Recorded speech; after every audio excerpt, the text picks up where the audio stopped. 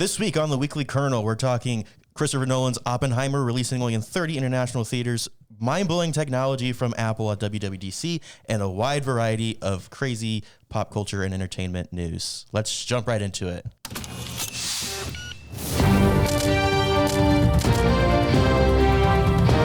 Welcome to the Weekly Kernel. My name is Alex. My name is Graham. And starting off our weekly update, we have Netflix doing the thing that we never thought that Netflix would do. In the past, they've tweeted "sharing is caring," but apparently they no longer feel that way. Nope. Surprisingly, as a Netflix lover of this group, I haven't used Netflix recently and haven't experienced this. But Graham, you unfortunately have already dealt with the Netflix password sharing crackdown. Yeah, the other night we just tried to log in just like normal. Mm-hmm. I mean, it doesn't even sign you out. Like we just hopped on the app, selected the profile, and it popped up saying like, "Hey, this is not your primary address." So I was a little shocked when I saw that because I really didn't think that was out in the U.S. yet. I mean, they've been doing this since like 2019, but we haven't had to deal with it yet. But yeah, with that, stops you from even seeing any content on the screen. And it gives you a couple options. So you can either create an account, like right from there as it kind of catches you. Or if it does say like, hey, this is your account, you can actually say you're traveling and it will send you like a 4-digit code to the primary email on the account, which is kind of tough because that's my sister on the account is the primary email. So when it's 2 a.m, I'm trying to watch Netflix, I can't really send a text that easy. So that was really shocking to kind of see Netflix throw that out in the world already. Yeah, and I'm surprised because I feel like when they announced that this change was coming, there was massive like outrage behind it. Understandably so. But surprisingly, like when that was happening, like everyone was saying, "Oh, this is going to increase pirating." Like Netflix is they're gonna lose a bunch of subscribers this way. I saw so many ads for VPNs. Like NordVPN and other being like, hey, Netflix won't be able to tell where you are. And I was like, whoa, that's a good idea. Yeah. But I'm curious how the VPN works because it is, tracking like where you're at. So if you're, it's going to also, I feel like it's going to crack down on like using VPNs to use other countries' Netflix accounts and things like that. It's really doing crackdown, but surprisingly, Netflix is reporting a spike. Not Netflix. There's a lot of these streaming services, it's hard to track everything. The companies don't always do it, but there is a company called Antenna that they have ways to track these things based on IP addresses and stuff like that. And so these aren't like official numbers, but they're as close as we're going to get. Like we're using the same thing mostly for like Disney Plus as well. So they saw nearly a 100,000 daily signups on both May 26th and May 27th after they released this. So which is within a part of me hears 200,000 new users. A part of me hears that, and that's crazy. But whether people sign up or not, Netflix is going to be making the same money because they will charge your account. So if Netflix, like if you keep it on there and they notice you're still trying to share people or say maybe like abuse that travel option, they will just charge you an extra $7.99, which is the cost of a one person account. They'll just charge you that on your next month bill or whatever, on your next charge. So, and it gives you an option just to create your own account right there where it's like, if this isn't yours, let's make one for you. So, I mean, at that point, if you're going to pay that $7.99 anyway, people are just going to get their own account, which makes sense for them. But I'm surprised people don't just drop Netflix. Like this makes me want to just like cancel my Netflix account. I mean, I really like Netflix. There's a lot of stuff on there that I watch. I feel like, with the exception of like the Disney Plus shows, the reason I haven't been on Netflix recently is because I've been going back and watching Rebels again, which we'll talk about here in a second. But I just almost all the shows I watch on Netflix though, which was like things like New Girl, Modern Family, stuff like that. I'll move into other services. It's all on like Peacock or Hulu. I really haven't been. There's that that show Jane the Virgin. Yeah, that's on Netflix right now. My wife's like obsessed with this, so we're watching all those. But that's the only thing we've used Netflix for in the past 6 months. Like I would have just canceled it. Like I don't. Here's the thing: I don't actually pay for it, so I can't complain too much. But that's as a movie person, and also having a VPN. I have a website I can go to that I can just look up a movie and it'll tell me what country that movie's showing in. I totally don't utilize that for illegal or illegitimate purposes. Absolutely. It's just more out of curiosity to know, like, if I wanted to watch this movie, where would it be? Yeah, what country should I book a ticket to go watch it?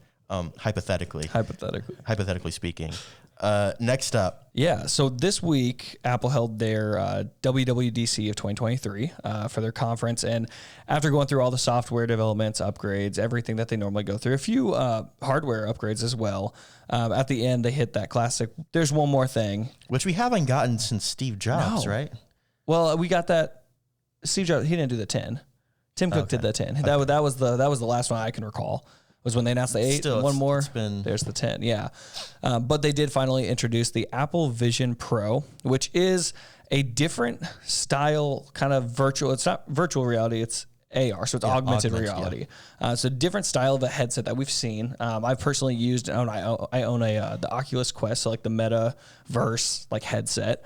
And this seems like an upgrade in every possible way. So with the Apple Vision Pro, kind of what they've created is a fully immersive augmented reality experience. Now it can be fully immersive if wanted, like if you choose to, but ideally what this will give you is literally like your phone screen or your Apple screen at your fingertips in the air. So you will see through this headset. It's literally just being at home with floating screens all around you. I feel like the thing that they were really pushing was like, just using like your everyday technology, your everyday like the things you would do every day, and just like putting screens in front of you. And like we were like chatting, like we were watching it at the same time. Like I was not interested in that at all. Like I could see how it could be useful. Like I was thinking like, I'm traveling a lot. So like in a hotel, instead of bringing, like a whole setup and a laptop and everything, I can just bring my more powerful desktop computer and then put these goggles on and then have a workspace anywhere, which in theory could be cool. Yeah. But with this, you don't really even need a computer with it. Yeah. So it is standalone, but like I'm saying, like in terms of if I want the power of my computer, I can stream. Instead of having a monitor, I can use that headset as a monitor for my computer. Right. And then run all the same, editing and applications Absolutely, that I normally would. Yeah. But yeah, you can use it completely standalone with its own built-in apps and everything. But I was not... I could care less about it until Bob Iger came on and did a Disney preview and showed the way that you can watch things in a fully immersive experience. Yeah, which that was something we've really never seen. When they introduced it, you could have a mountain background. You could have a nice scenery to just kind of close off the outside world. But with this pairing with Disney and Disney Plus, I mean, you could be watching Star Wars in the cockpit of a ship, or you could be in space. That's the thing that sold me was like when he was looking around and he's got like a sand crawler with a bunch of Jawas like off in the distance, and then you're just like watching a drive-in movie, but instead of being in a car, you're in a freaking speeder. Like I was like, that could be sick. Even the things they touched on too, seeing a full top-down courtside view of an NBA game, seeing all the players as they're playing. Like I don't know how far away that is, as far as what the demo showed, but even that experience could immerse so many other people as far as from movies. I mean, sports, movies, you get everything. And like some of the things I think about too is like on Amazon Prime, I love the X-ray feature where like you hit X-ray and then it'll show you like, here are the actors in that scene or in everything. Yeah, in that scene. Here's some general trivia, things like that. And I always like those, but it's only on like, I don't know, it's on when you have like the HUD up, I guess is how you put it. Like you see like the scroll bar and everything. And then if you don't interact with it, then it disappears. And even if it was on there, like it would just always be on the screen. Something like this, it'd be so cool to have X-ray vision like systems where you could have your screen and then look over a little bit and have a bunch of extra information. Right next to it, look up everything. Exactly. That would be so cool. There's that. And also just another thing I kind of thought about too, it would be small, but they have the like the lights you can put behind your TV that like replicates the light on the edge of the screen. I always feel like those don't work the way that they're supposed to all the time. Like it's a cool concept, bizarre, and seems distracting. But I feel like with this, you could probably do something where it has a better gradient and like more really fully immerses that screen. Yeah, absolutely. So I'm very excited for the Vision Pro goggles. Not right now. No. Why not? I don't have $3,500 lying around. Yeah, we were really shocked. I truly thought I was shocked that it was less than $5,000 when they announced it. Now 5,000 is even crazy, but I mean they've even gone into detail. I think there will be versions that do go that high. I bet there'll be. I think you mentioned this. Like there'd be internal storage options. And I think because they did say starting at $34.99, which is insane. Yeah, that's insane. Yeah, I generally believe that this is going to be. This is like the iPhone. This is a brand new technology that Apple's really pioneering. Mark Zuckerberg doesn't seem to think so, but I think he's just upset that nobody's adopting the metaverse like he wanted. But yeah, I think this is really big, and it's something we should keep our eyes on, even though the vast majority of people are not going to be even touching this product. Absolutely. I think it'll be a couple of years from now. Apple will make a newer version. They'll bring the price down. Once production catches up with the new chips that they've made for it, with the actual hardware, the full carved glass on the front, like all of that is so extra really for Apple. It's going to be a minute before that price comes down, but I'm very excited for it. Yeah. A lot of really great opportunity, and I'm excited to see, just what they're able to do in the future and how this changes filmmaking and the way that we consume film as well, which is how it relates to this show. So those are some of the big headlines this week, but there are a lot more. So we're going to try to do 5 headlines in under 5 minutes, starting now. First up, we have the story that I feel like I've seen the most the last week. 14-year-old Preston Mutanga animated a scene for Spider-Man Across the Spider-Verse, the biggest movie right now. Very crazy. Yeah, known for its animation and everything. The director said that they saw his recreation of the trailer in Lego, and they said, well, we're using a Lego universe. What if we just have him do it for us? And his response was, yeah, work on it during spring break, and if you need any revisions, I'll just have to wait until after I do my homework. So yeah, 14-year-old did it. This is really exciting because it's introducing more opportunities to young people, but it's also a little frustrating because I was 14 and making Lego videos. All our old stop motions. Yeah, I mean, they were totally across the Spider-Verse tier. Oh, 100%. And yeah, we could have been in the credits of a Spider-Man movie, which is a little sad. But yeah, really, really exciting stuff, and just to see Lego in that movie. Keeping in a similar Spider-Man news, the actor Tom Holland just announced a year-long break.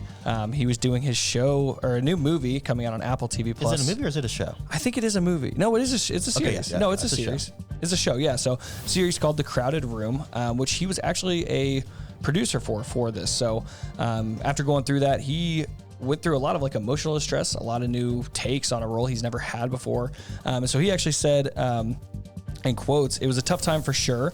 We were exploring certain emotions that I've definitely never experienced before. And then on top of that, being a producer, dealing with the day-to-day problems that come with any film set just added an extra level of pressure."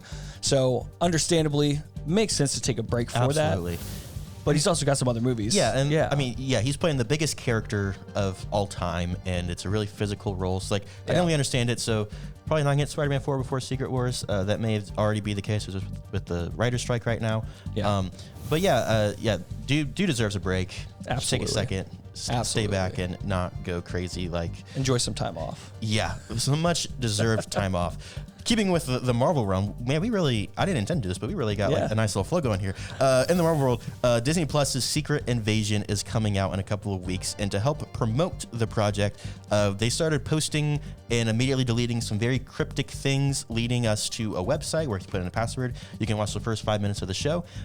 Really interesting marketing campaign. Really for cool. a show that's about espionage and everything like that, and kind of making us feel like secret spies.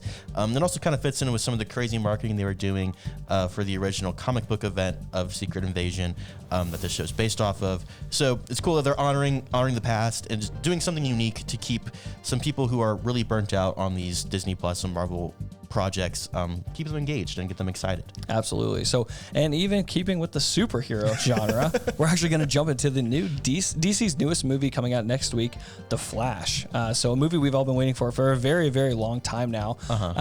Has had some final trailers released. We've seen some new clips and some old, but we're really excited for this to actually come out on June 16th. And the big thing with this is apparently there's a secret ending. Yeah. And no one's really gotten to talk about it yet. No one's actually spoiled, which is really shocking for me. It's DC, and I mean, I don't think they've spoiled much in the past, but that's what they're kind of holding out for. So everyone I've heard reviews for, other celebrities have gotten to see this, and they have said it's one of the best DC films ever. Tom Cruise went in and just praise the director. Praise. Yeah. I saw Martin Scorsese. I can't remember, actually, this might have been for Across the Spider-Verse. But Martin Scorsese said that he loved it and it was a great movie, which made a lot of people very happy and very proud. But yeah, this movie was supposed to fail with just all the delays and with the Ezra Miller issues, but it seems like it's on the rise. We have less than 60 seconds, so we're going to try to get through this last one really quickly. Oppenheimer Christopher Nolan filmed Oppenheimer in IMAX 70mm film, and that is that has a long and complicated history, and you should definitely look into it because it's really interesting. But it's one of the best looking film stocks, one of the ways to make the best looking image. It's a fully immersive experience, which Nolan is all about. However, because of how big the film is, projectors just aren't designed to show it. Right. And so it is only going to be showing in 30 theaters internationally. About 10 of those are in the US, I think. Man. The closest one to where we are is Indianapolis, about a 5.5 hour drive one way. Really tempted to go see it. So we might need to make a trip. might need to book a hotel. And yeah, it's really exciting. Nolan's doing a lot of crazy things, and this is just topping it. And that is 5 minutes. We did it. Yeah, we did it. We crushed that. Yeah, first episode of the Weekly Kernel. We crushed it. Graham, any final thoughts? No, stay tuned for next week. We'll come at you with some news and keep you updated. Sounds good. Talk to you next week. Peace.